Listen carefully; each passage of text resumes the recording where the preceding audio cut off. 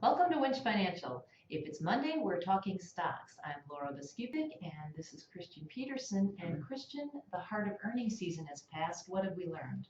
Well, we've learned that it's getting harder and harder to find bargains in this market. We're 6 years into a bull market. We're at near all-time highs. Valuations are very high.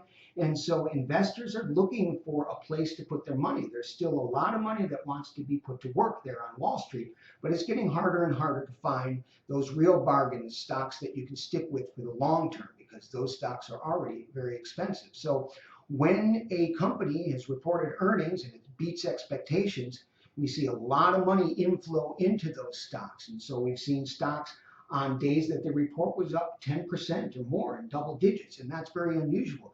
On the flip side of that, if a company reported and it didn't meet expectations, those stocks were sold off pretty quickly. So it's a very up and down market for individual issues. And that's what we're learning about it, is that it's hard to find bargains and that valuations are very high.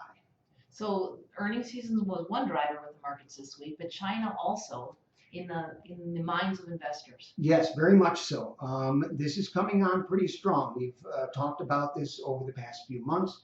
Certainly, investors, ourselves included, are watching China very closely. This right now is the one danger that's out there. We've seen Greece come and go.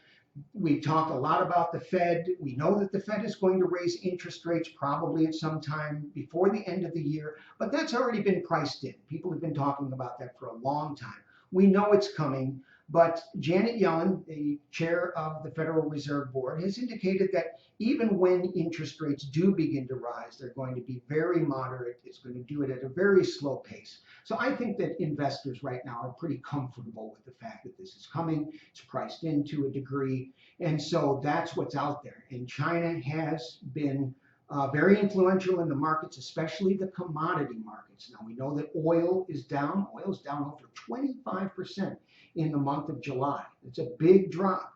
Also down copper, iron ore, coal, other commodities, and that's because we're seeing a big slowdown in China. So that's a concern. Nevertheless, we see that it's interesting that over the past 4 quarters now, 3.5, 4 quarters, the stock market is pretty much flatlined. It's, again, hard to get any more gains out of it. The stocks have been trading in a very narrow range. S&P 500, Dow Jones, certainly the NASDAQ are near their all-time highs, but they're just kind of stuck there. They're at the peak. They're not going any higher, but then again, they're not going any lower. This is kind of an unusual time. This has been a long time that we've been in this very narrow trading band. Now, some investors are saying, or some analysts, I should say, are saying that this is indicative that this bull market has run out of steam. It just can't seem to get any higher. Not necessarily sure that that's the case. I mean, it very well could be, and we've talked before about narrow leadership in the stock market. So there are some indications that it's running out of steam, but really, it's not definitive as yet. We're watching it very closely. We know it's tough. We're in the same boat that all the investors on Wall Street are. Tough to find those bargains, those rich stocks that we know are going to grow over the long run. But no need to think right now that it's going to start sinking. Some of the indications are there, but they've been there before, and stocks have continued to rise. So it's something that certainly bears watching, but I don't think, and the investment team here does not think that it's a foregone conclusion that now we're on over the hill on the downside.